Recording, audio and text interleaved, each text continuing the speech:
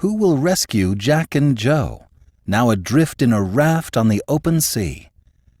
Ralph D. Paine, today on the Classic Tales podcast.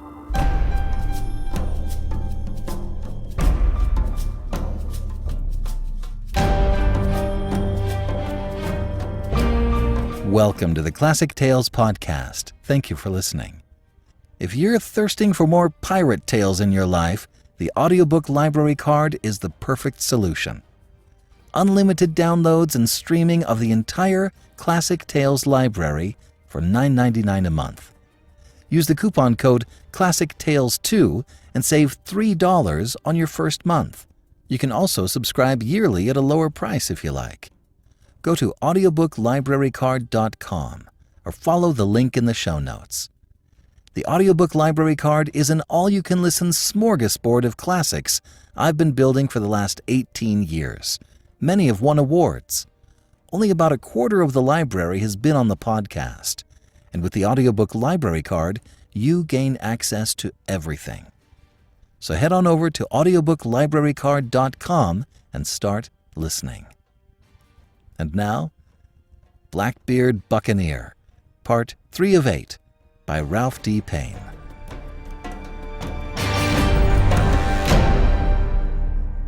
Chapter 6. The Voyage of the Little Raft. These sturdy youngsters were not easily frightened, and Jack Cockrell, the landsman, was confident that wind and tide would change to send the little raft shoreward. So tranquil was the sea that they rode secure and dry upon the cabin hatch, which was buoyed by the two short spars. Joe Hawkridge was silent, with foreboding of a fate more bitter than the perils which they had escaped. He had seen a lone survivor of a crew of pirates picked off a raft in the Caribbean, a grisly phantom, raving mad, who had gnawed the flesh of his dead comrades. They drifted quietly before the land breeze, beneath a sky all jeweled with bright stars. The fire on the beach dimmed to a red spark, and then vanished from their wistful ken. They could no longer see the light of the wreck of the Plymouth Adventure. Now and then the boys struggled with the heavy oars and rowed until exhausted, but they knew they could be making no headway against the current which had gripped the derelict raft. They ate sparingly of flinty biscuit and leathery beef pickled in brine, and stinted themselves to a few swallows of water from the wooden breaker or tiny cask.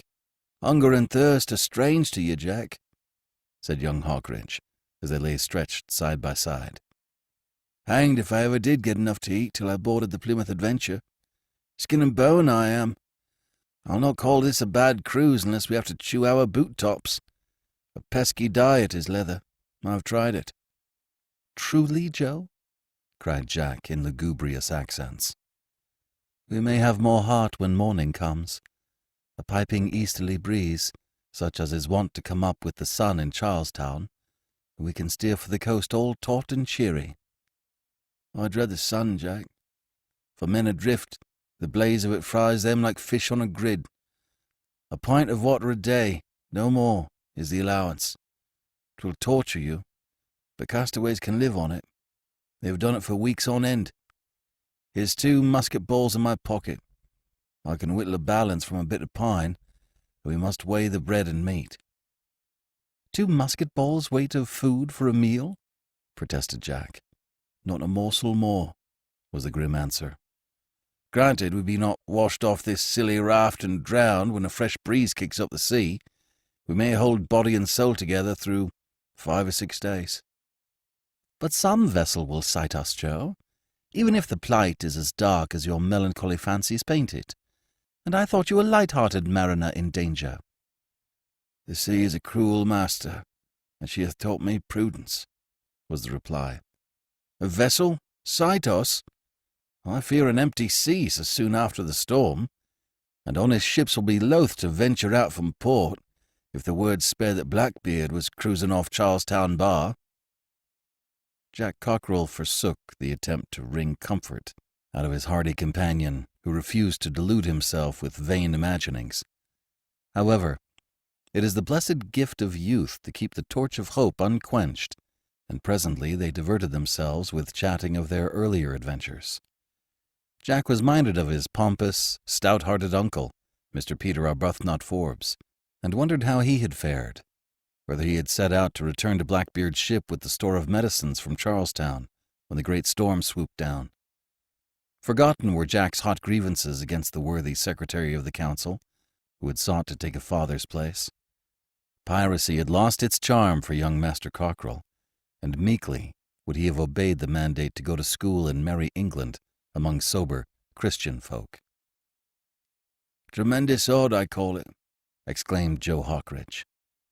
"Here I was a pirate and hating the dirty business, and my dreams were all of learning to be a gentleman ashore, to know how to read books and such. Blow me, Jack, we should have swapped berths." "If my good uncle is alive, I mean to commend you to his kindness," exclaimed Jack. "We must cleave together, and you shall have a skinful of books and school and manners." This pleased the young sea rover beyond measure, and he diverted himself with pictures of a cleaner, kindlier world than he had ever known. In the small hours of the night, the twain drowsed upon their frail platform, which floated as a speck on the shrouded ocean. The waves splashed over the spars as the breeze grew livelier, and the piteous voyagers were sopping wet, but the water was not chill, and they slept through this discomfort. Jack Cockerell dreamed of walking in a green lane of Charlestown with lovely Dorothy Stewart.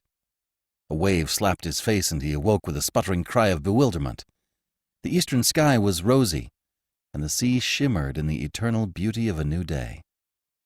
Joe Hawkridge sat huddled against the mast, chin and knees together, his sharp eyes scanning the horizon. With a grin, he exclaimed, "The watch ahoy! Rouse out, shipmate, and show a leg! Turn to cheerly!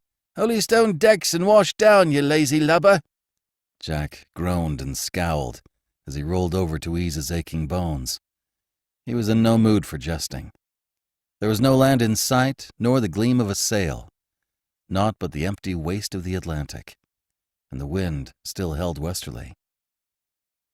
"Let's have that beggarly morsel you miscall breakfast, Joe, and a swig from the breaker. Are we bound across the main?" "Straight for London River, and the school you prate about me, bucko," replied the scamp of a pirate. "All away on your belt, and set the buckle tighter. 'Twill ease the cursed hunger pain that gnaws like a rat." They munched the pittance of salty food which made the thirst the harder to endure, and then watched the sun climb hot and dazzling. It was futile to hoist the sail, and so they pulled the canvas over them as the heat became more intense. By noon, Jack was begging for water to lave his tongue, but Joe Hawkridge laughed him to scorn and swore to hit him with an oar unless he changed his tune. Never in his life had Jack known the lack of food or drink, and he therefore suffered cruelly. Worse than this privation was the increasing roughness of the sea. It was a blithesome wind, rollicking across a sparkling carpet of blue, with the little white clouds in flocks above, like lambs at play. But the raft was more and more tossed about, and the waves gushed over it like foam on a reef. Through the day, the castaways might cling to it, but they dreaded another night in which their weary bodies could not possibly ward off sleep. Even though they tied themselves fast, what if the raft should be capsized by the heave of the mounting swell? It was the merest makeshift, scrambled together in haste as a ferry from the wreck of the Plymouth Adventure. No longer did Jack Cockerell bemoan his situation.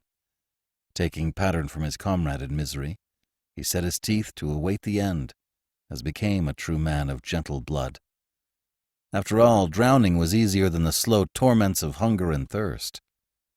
Every little while one of them crawled from under the canvas to look for a ship.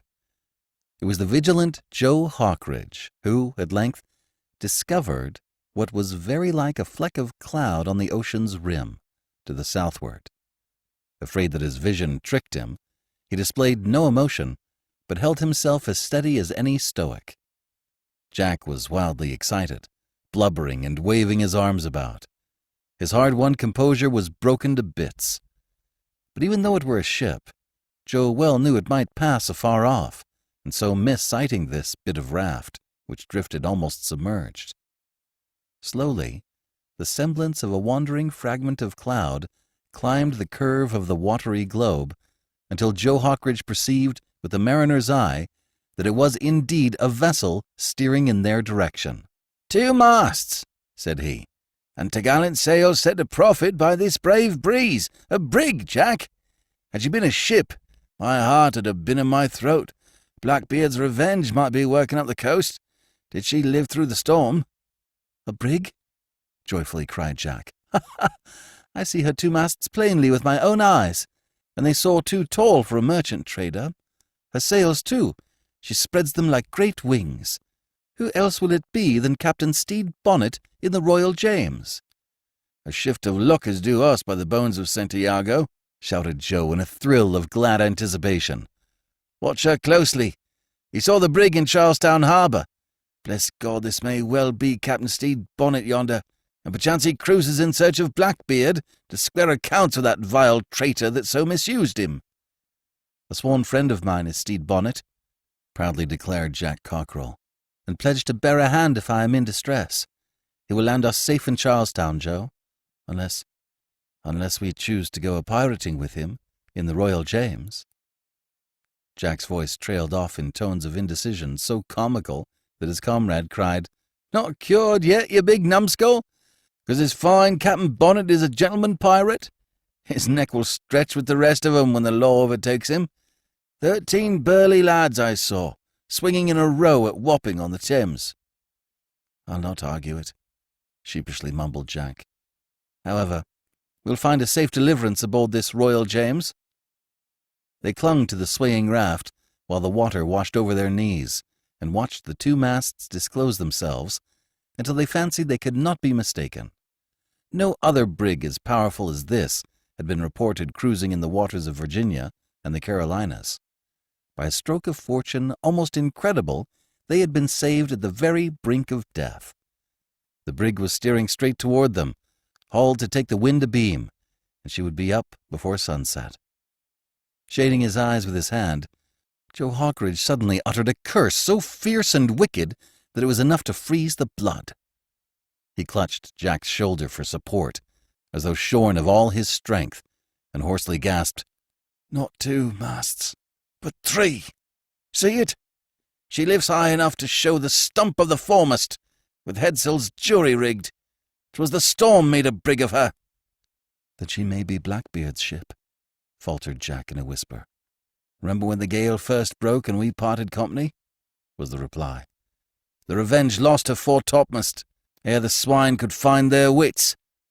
"Aye, Joe, but this may be some other vessel." "She looks most damnably familiar," was the reluctant admission. "The great press of sail. It fooled me into thinking her Stede Bonnet's brig." Gloomily, they waited until the black line of the hull was visible whenever the raft lifted on the back of a wave.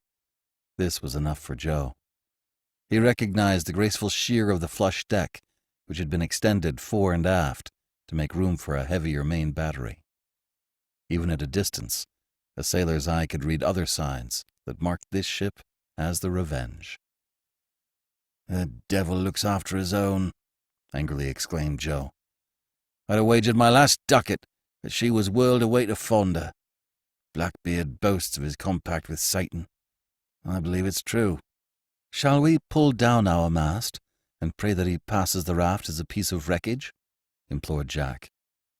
Mustering his wits to meet this new crisis, Joe Hawkridge cried impatiently, "No, no, boy. This way death is sure, and most discomforting. If it suits Blackbeard's whim to pick us up, there is a chance. A chance, I say. But make one slip and he will run us through with his own hand." "We must arrange our tale of the wreck, Joe, to match without flaw. Quick, what have we to say?" "A task for a scholar, this," grinned the sea urchin. "If it's not well learned, we'll taste worse than a flogging. Where be his prize crew of pirates? Asketh Blackbeard. Answer me that, Jack." "The Plymouth Adventure was driven upon a shoal and lost," glibly affirmed the other lad, who had rallied to play at this hazardous game. "Her boats were stove up, We left the pirates building a raft for themselves and trusted ourselves to this poor contrivance, hoping to gain the coast." "Good as far as it goes," observed the critical Joe. "And it veers close to the truth. About the ship's company, what say you?" "There I hang in the wind," confessed Jack. "Blackbeard would have flung 'em overboard, I trow. Have a shot at it yourself." "Well, leave me to answer that when the time comes, that we may agree. Suppose we say Ned Rackham needed the sailors to work the ship and so spared 'em. Hanged if we could make it all true as gospel." "But if Blackbeard searches for the wreck, or if some of those pirates rejoin him, Joe?" "But me no more buts," snapped the sea rover. "We be jammed in a clove-hitch, as the seaman's lingo hath it. Take trouble as it comes, and ware ye, don't weaken." They stared at the oncoming ship, dreading to be rescued and even more fearful of being passed by.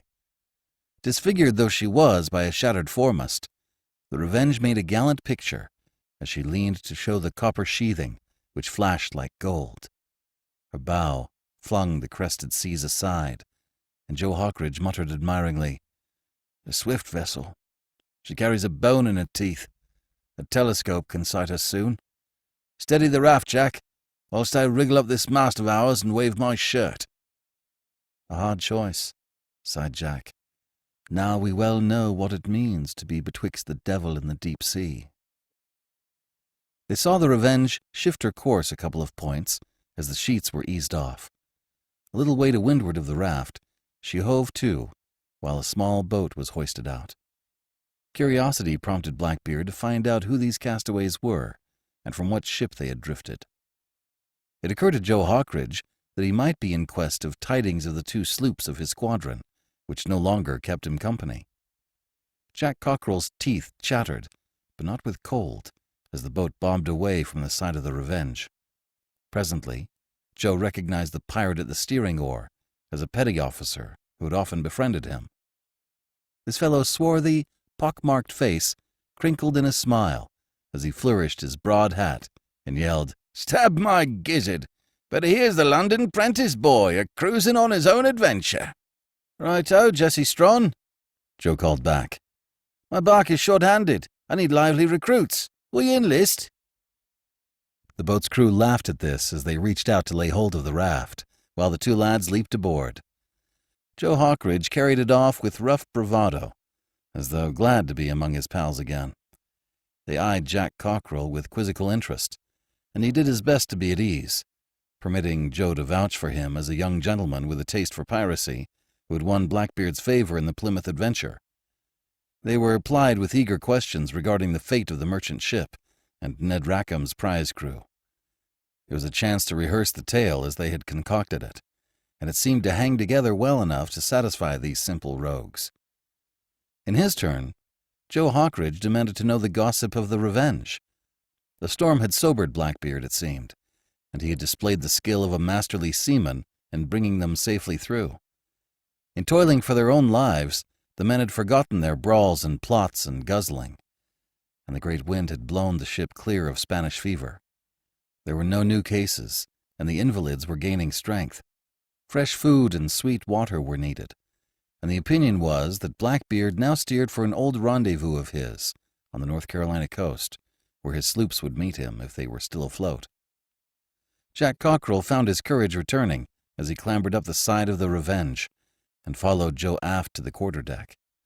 Unless they bungled it, there was a chance that they might escape when the pirates made their landing on the coast to refresh themselves and refit the ship. The mate on watch greeted them good-humoredly enough and bade them enter the cabin, where the captain awaited them. Jack was all aflutter again, but he managed to imitate Joe's careless swagger. Blackbeard lounged at his ease in a huge chair of carven ebony, which might have been filched from some stately East Indiaman or a ship of the Grand Mogul himself. He had flung off his coat, and the sleeves of a shirt of damask silk were rolled to the elbow. Instead of the great, mildewed sea boots, he wore slippers of crimson leather, embroidered with threads of gold. Gorgeous cushions, pieces of plate, costly apparel strewed the cabin in barbaric confusion. What the 2 lads gazed at, however, was this bizarre figure of a despot who held the power of life and death. It was one of his quieter interludes, when he laid aside the ferocious and bombastic play-acting, which made it hard to discover whether he was very cunning or half-mad. The immense beard flowed down his chest instead of being tricked out in gaudy ribbons. He was idly running a comb through it when his small, rum-reddened eyes took in the two lads in dripping clothes, who were shoved toward him by the sentry guarding the hatch. Blackbeard let a hairy hand stray to clutch one of the pistols kept on the table beside him. Jack Cockrell gulped and stole a frightened glance at Joe Hawkridge, who winked and nudged him. There was some small comfort in this.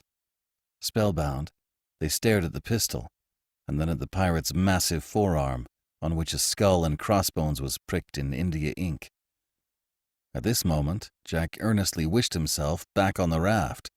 The barrel of the pistol looked as big as a blunderbuss.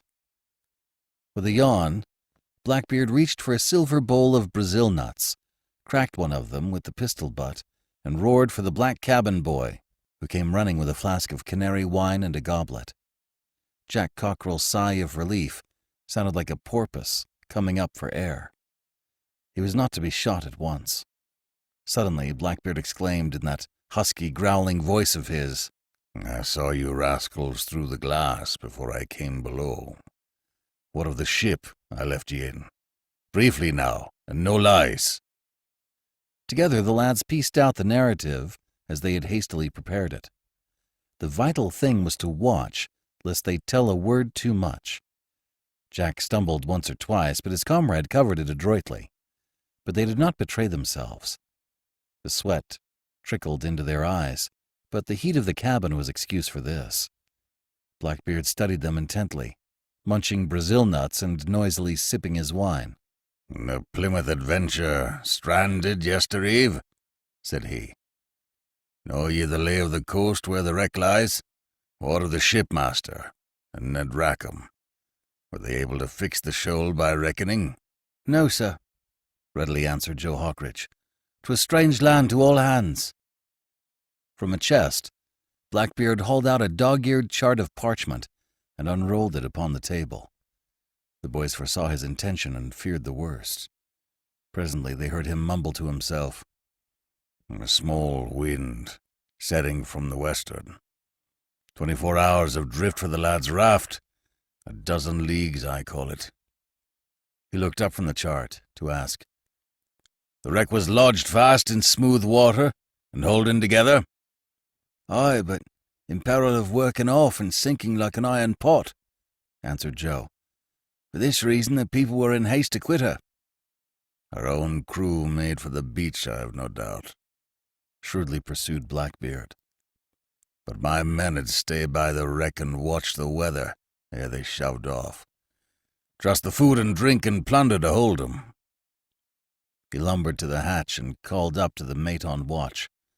When they conferred, Joe Hawkridge whispered to his perturbed companion, "He will hunt for the wreck, Jack, but unless the wind changes, he can't beat into the coast with his foretopmast gone." "A merciful delay," muttered Jack. "I worry not so much for Captain Welsby and his people. They will hide themselves well inland when they make out the Revenge. But what of you and me? 'Tis a vexing life we lead, I will say that much, Master Cockrell." Chapter 7. The Mist of the Cherokee Swamp. The dark cloud of anxiety was lightened a trifle by the fact that Blackbeard displayed no ill temper toward the two young castaways. Having obtained such information as they chose to offer, he roughly told them to go forward and join the crew. Whether or no, Jack was impressed as a pirate, and it may have amused Blackbeard to recruit by force the nephew of the Honorable Secretary of the Provincial Council. For his part, Jack was grateful to be regarded no longer as a hostage under sentence of death. With Joe as an escort who knew the ropes, he went on deck and was promptly kicked off the poop by the mate. They first found food and quenched their raging thirst with water, which had a loathsome smell. Joe reported to the chief gunner and begged the chance to sleep for 12 hours on end. This was granted amiably enough, and the pirates clustered about to ask all manner of curious questions. But the weary lads dragged themselves into the bows of the ship and curled up in a stupor. There they lay as if drugged, all through the night, even when the seamen trampled over them to haul the headsails and tack ship.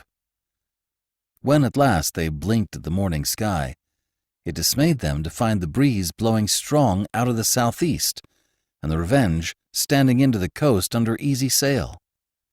They looked aft, and saw Blackbeard at the rail with a long glass at his eye. The whole crew was eager with expectation, and the routine work went undone. The ship had been put about several hours earlier, Joe learned, and was due soon to sight the shore, unless the reckoning was all at fault. So cleverly had Blackbeard calculated the drift of the boys' raft that a little later in the morning, a lookout in the maintop called down, "Land ho! 2 points off the starboard bow she bears." "The maintop ahoy!" shouted Blackbeard. "Can you see a vessel's spars?" "'Tis too hazy inshore, but unless my eyes play me tricks, a smudge of smoke arises." Jack Cockrell nervously confided to Joe. That would be Captain Welsby's campfire on the beach.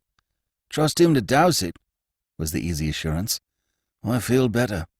Blow me, but I expect to live another day." "Answer me why," begged Jack. "I am like a palsied old man."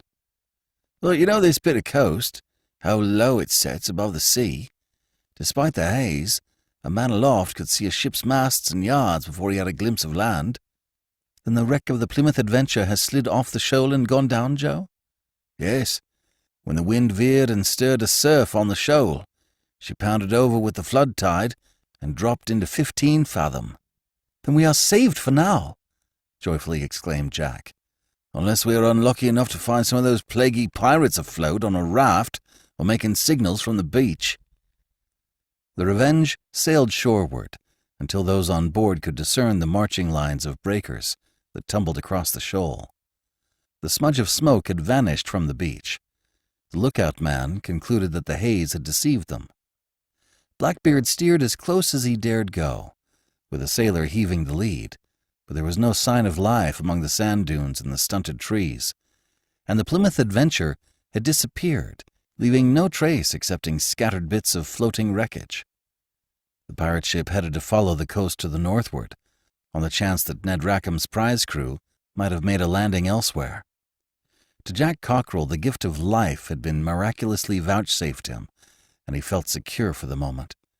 Joe's theory seemed plausible, that the pirates had abandoned the Plymouth Adventure in time to avert drowning with her, and were driven away from the bight and the beach by Captain Welsby's well-armed sailors. "Do they know Blackbeard's rendezvous in the North Carolina waters, Joe?" was the natural query. "Are they likely to make their way thither, knowing that honest men will slay them at sight?" "The swamps and the murderous Indians will take full toll of them, Jack. I believe we have seen the last of those rogues, but I'd rest better could I know for certain." "Meanwhile, this mad Blackbeard may be taken in one of his savage frenzies and shoot me for sport," said young Master Cockrell, for whom existence had come to be one hazard after another. "He seems strangely tame, much like a human soul," observed Joe. "I ne'er beheld him like this. He plots some huge mischief, methinks." And now the ship's officers drove the men to their work, but they were less abusive than usual. They seemed to reflect Blackbeard's milder humor, and it was manifest that they wished to avoid the crew's resentment. Joe Hawkridge was puzzled, and began to ferret it out among his friends who were trustworthy. They had their own suspicions, and the general opinion was that Blackbeard was in great dread of encountering Captain Stede Bonnet in the Royal James. It seemed that the Revenge had spoken a disabled merchant ship just after the storm, and her skipper reported that he had been overhauled by Stede Bonnet a few days earlier, and the best of his cargo stolen. Blackbeard had been seized with violent rage, but had suffered the ship to proceed on her way because of his own short-handed condition. With a prize crew lost in the Plymouth Adventure, including Sailing Master Ned Rackham, and the 2 sloops of the squadron missing with all hands, the terrible Blackbeard was in poor shape to meet this Captain Bonnet, who hated him beyond measure. As if this were not gloomy enough, there were men in the Revenge eager to sail under Bonnet's flag, and to mutiny, if ever they sighted the Royal James. It behooved Blackbeard to press on to that lonely inlet on the North Carolina coast and avoid the open sea until he could prepare to fight this dangerous foeman. It surprised Jack Cockrell to see how quiet a pirate ship could be. The ruffians were bone-weary, for one thing, after the struggle to bring the vessel through the storm, and the scourge of tropic fever had left its marks. Moreover, the rum was running short, because some of the casks had been staved in the heavy weather, and Blackbeard was doling it out as grog with an ample dilution of water. There was no more dicing and brawling and tipsy choruses. Sobered against their will, some of these bloody-minded sinners talked repentance or shed tears over wives and children deserted in distant ports. The wind blew fair until the Revenge approached the landmarks familiar to Blackbeard and found a channel which led to the wide mouth of Cherokee Inlet. It was a quiet roadstead, sheltered from seaward by several small islands. The unpeopled swamp and forest fringed the shores, but a green meadow and a margin of white sand offered a favorable place for landing. As the Revenge slowly rounded the last wooded point, the tall mast of a sloop became visible. The pirates cheered and discharged their muskets in salute as they recognized one of the consorts which had been blown away in the storm. Blackbeard strutted on his quarterdeck, no longer biting his nails in fretful anxiety. He had donned the military coat with the glittering buttons and epaulets, and the huge cocked hat with the feather in it. He noted that the sloop, which was called the Triumph, fairly buzzed with men, many more than her usual complement. No sooner had the ship let her anchor splash than a boat was sent over to her with the captain of the sloop, who made haste to pay his compliments and explain his voyage. He was a portly, sallow man with a blustering manner, and looked more like a bailiff or a tapster than a brine-pickled gentleman of fortune. Blackbeard hailed him cordially and invited him into the cabin. The boat waited alongside the Revenge, and the men scrambled aboard to swap yarns with the ship's crew. Jack Cockrell hovered near the group as they squatted on their heels around a tub of grog and learned that the Triumph had rescued the crew of the other sloop just before it had foundered. There were 100 men of them in all, crowded together like dried herring, and part were sleeping ashore in huts of boughs and canvas. No wonder Blackbeard was in blither spirits. Here was a company to pick and choose from, and so fill the depleted berth deck of the Revenge. Finding the poop deserted, Joe Hawkridge ventured far enough to peer in at a cabin window. Blackbeard was at table, together with his first mate, the chief gunner, the acting sailing master, and the captain of the sloop. They were exceeding noisy, singing most discordantly and laughing at indecent jests. Suddenly Blackbeard whipped 2 pistols from his sash and fired them under the table, quite at random. The first mate leaped up with a horrible yell and clapped a hand to the calf of his leg. Then he bolted out of the cabin, which was blue with smoke, and limped in search of the surgeon. Joe Hawkridge dodged aside, but he heard the jovial Blackbeard shout, with a whoop of laughter, "Discipline, damme! If I don't kill one of you now and then, you'll forget who I am." Inasmuch as none of the other guests dared squeak after this episode, it was to be inferred that they were properly impressed. In a little while the mate returned with his leg neatly bandaged, announced that it was a mere flesh wound, and sat down as though nothing out of the ordinary had occurred to mar the festive occasion. Through the rest of the day, boats were passing between the ship and the sloop in a convivial reunion. Supper was to be cooked on the beach in great iron kettles, and a frolic would follow the feast.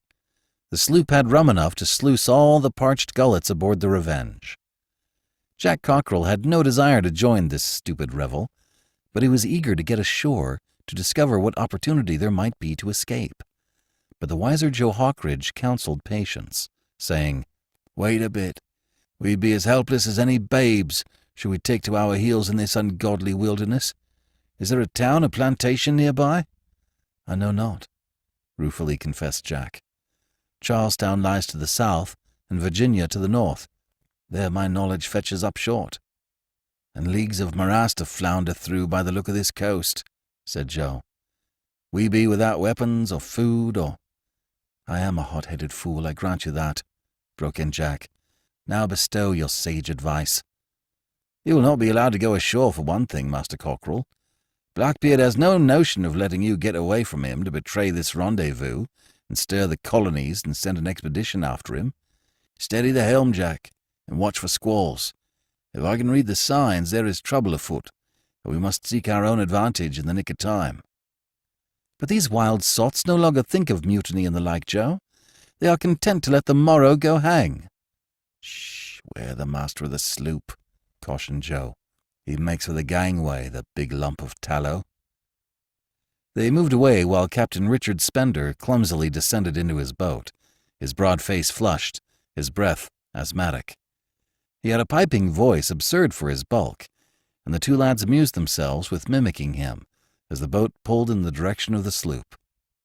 So safe against surprise did Blackbeard regard himself in this lonely anchorage that no more than a dozen men were left aboard to keep the ship through the night.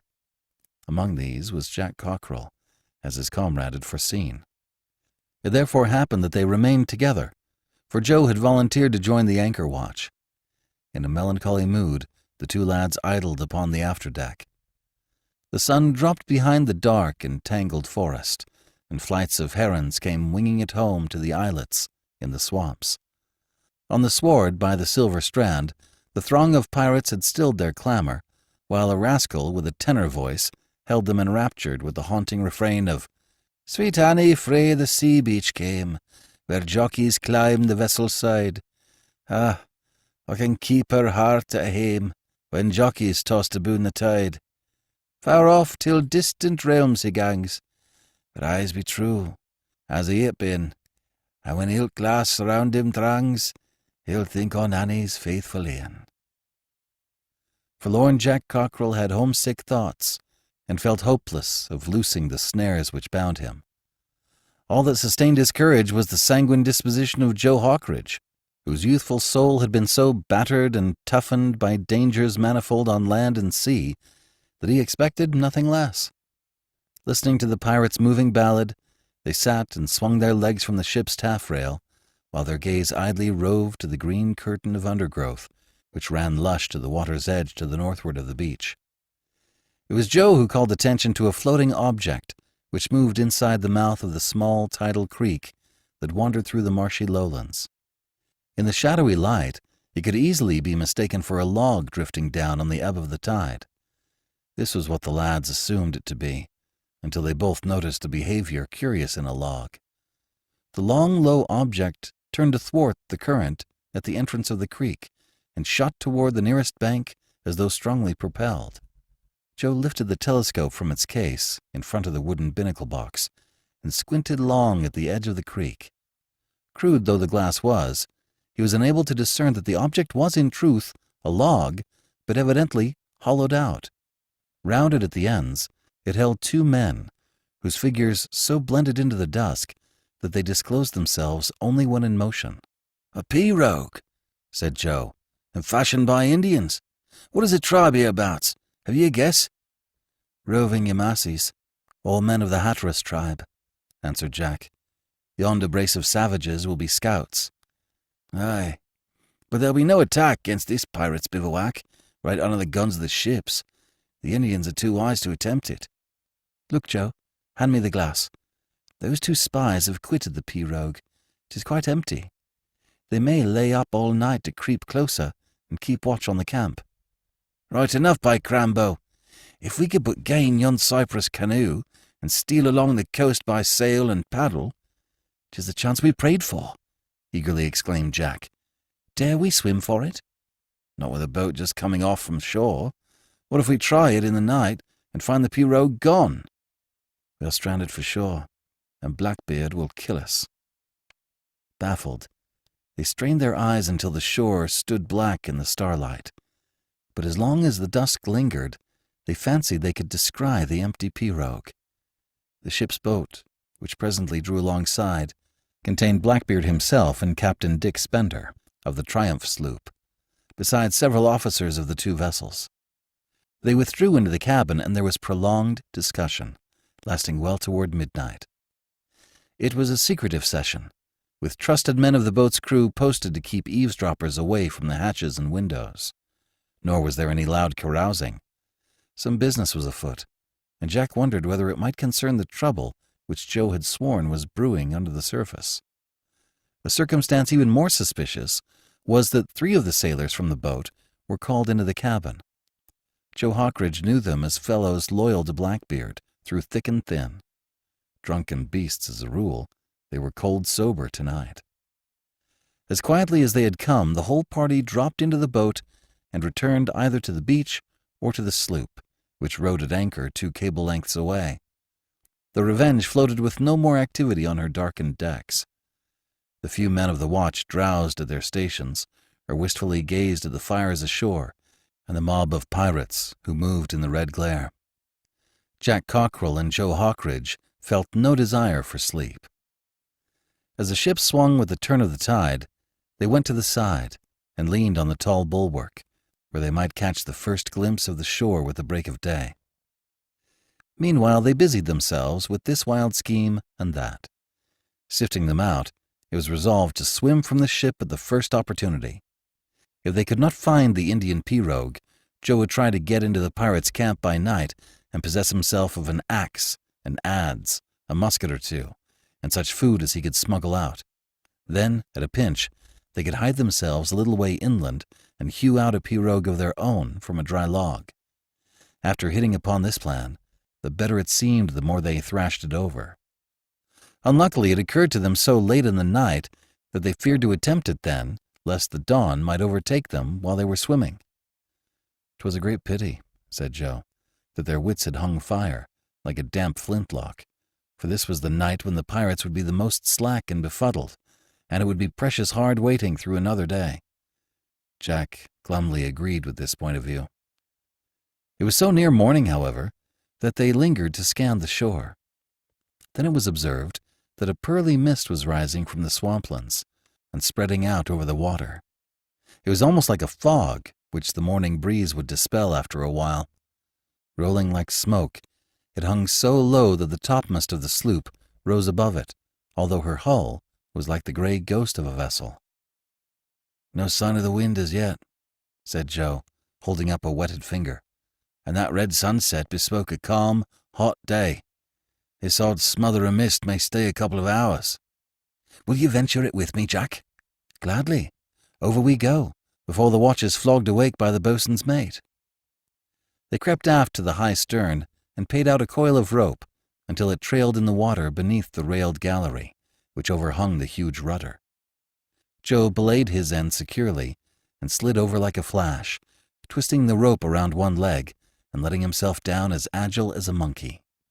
Without a splash, he cast himself loose, and Jack followed, but not so adroitly.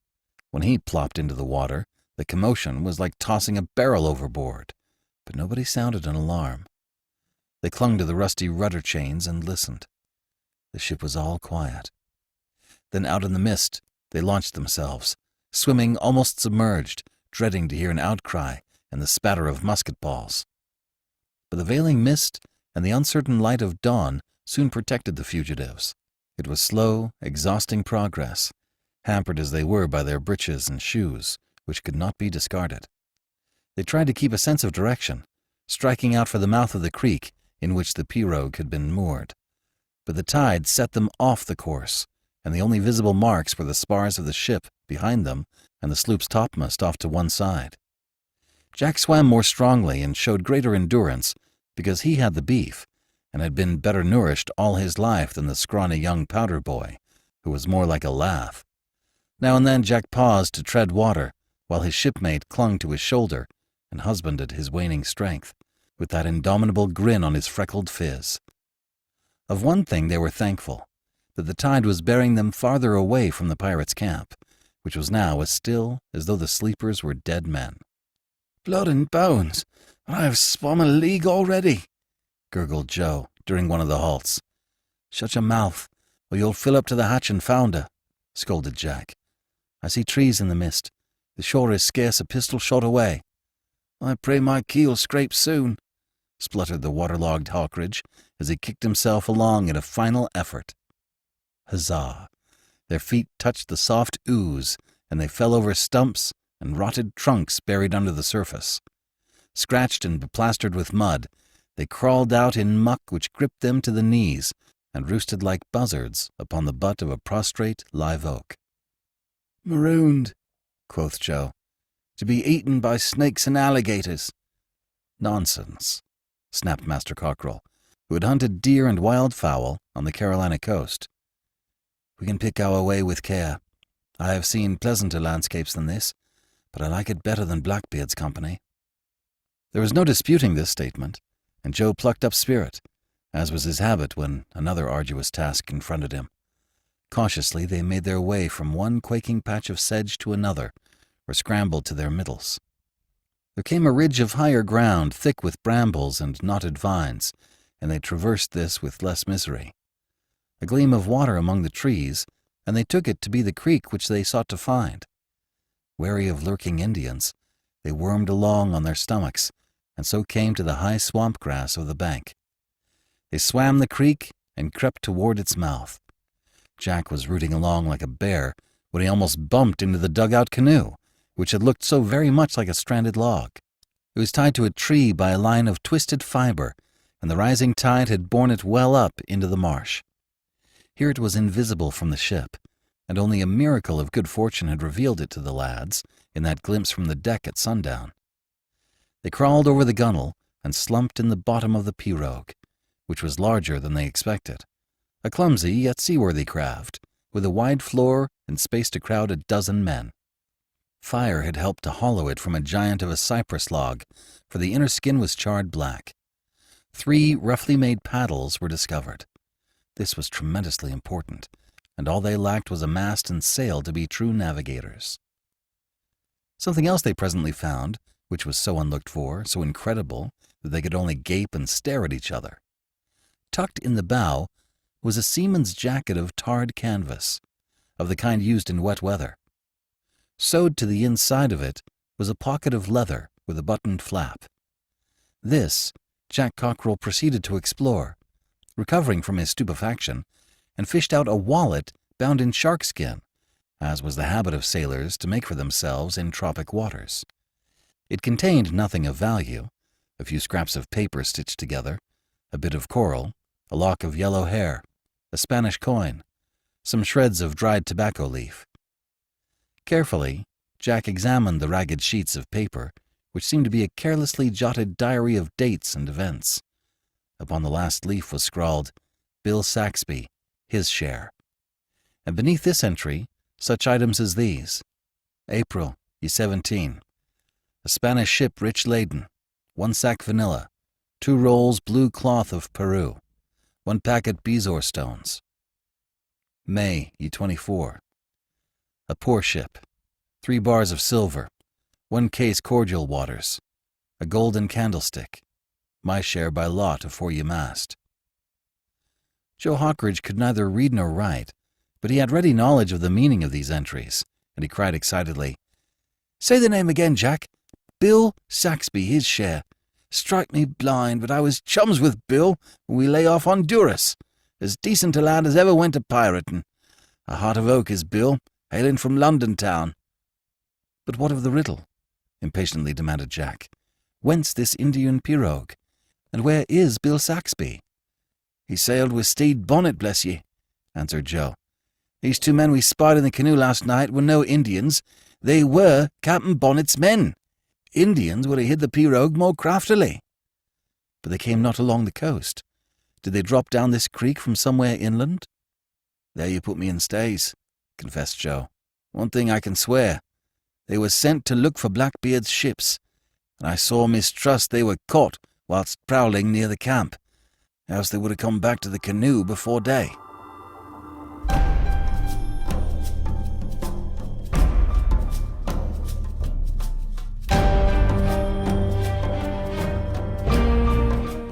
This is B.J. Harrison. I hope you've enjoyed this unabridged production of Blackbeard Buccaneer Part 3 of 8 by Ralph D. Paine. If you've enjoyed this book, you might enjoy The Master of Ballantrae, which also features Blackbeard. And you can listen to all the pirate tales you want with your Audiobook Library Card. Steer yourself over to audiobooklibrarycard.com now and click the appropriate button. Use the coupon code ClassicTales2 and save $3 on your first month. Thank you for joining me today and allowing classic literature to awaken your better self. Please join me next time, and we'll rediscover the greatest stories ever put to paper.